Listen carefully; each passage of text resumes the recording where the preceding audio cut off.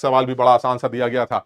ये देखिए, अब काइनेटिक्स में मैं पहले भी क्लास में भी चिल्ला चिल्ला के बता चुका हूं कि बड़े सेट तरीके हैं सवाल पूछने की। एक ऑर्डर प्रिडिक्ट करने का तरीका हमें पता है, सर ऑर्डर हमसे खुद नहीं निकलता, या तो आप डेटा दीजिएगा तब मैं ऑर्डर प्रिडिक्ट कर पाऊंगा, नहीं तो वो एक एलिमेंट्री रिएक्शन होगी तो मैं ऑर्डर प्रिडिक्ट कर सकता हूं। किसी नेट केमिकल रिएक्शन का ऑर्डर में प्रिडिक्ट नहीं कर सकता। तो इसका मतलब है सर आपने यहां पर कोई हमें एक्सपेरिमेंटल तरीका बताया है, और एक्सपेरिमेंटल तरीका बड़ा साफ है कि अगर मैं ये अज्यूम कर लूं कि इस रिएक्शन का जो रेट है वो सम कांस्टेंट इनटू HI की concentration raise to power n।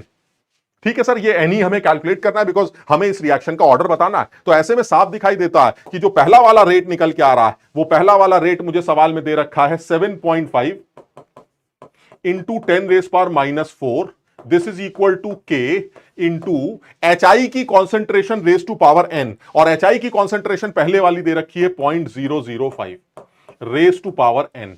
और इसी तरह से अगर मैं दूसरे रेट की बात करूं तो दूसरा जो मेरा रेट है वो 3 इंटू 10⁻³ है, and this is K into HI की concentration 0.01 raise to power n है। मुझे लगता है आप इन दोनों को आपस में डिवाइड कर दीजिए और n की वैल्यू 2 ले जाइए। बहुत ही फर्जी सवाल था जिसमें आसानी से n कैलकुलेट किया जा सकता है। बहुत सारे बच्चे बता रहे हैं इसका आंसर 2 निकल के आएगा, बहुत आसान था यार, है ना। ये वो बच्चे भी हो सकते हैं जो पहली बार इस सवाल को देख रहे हैं, बिकॉज वो शायद अभी पेपर दे के नहीं आए हैं, उनका पेपर कल परसों में या होने वाला है, और ऐसे में उनको ये देखकर कॉन्फिडेंस आएगा कि यार ये पेपर बड़ा सीधा बनाया गया, इसमें कुछ खास कलाकारी नहीं है, बहुत सीधे तरीके से सवाल डिस्कस किए गए।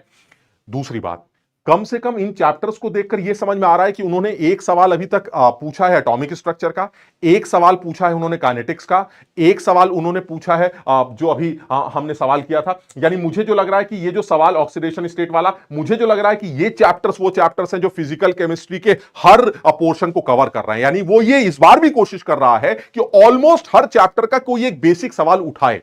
तो सब लोग रिवाइज करके सारे चैप्टर जरूर चले जाएं। जिनको कोई चैप्टर छोड़ना है वो अब दोबारा ना पढ़ें, बट जिन जिन लोगों ने जो जो चैप्टर्स पढ़े थे उनको एक बार जरूर सीधे सीधे तरीके से रिवाइज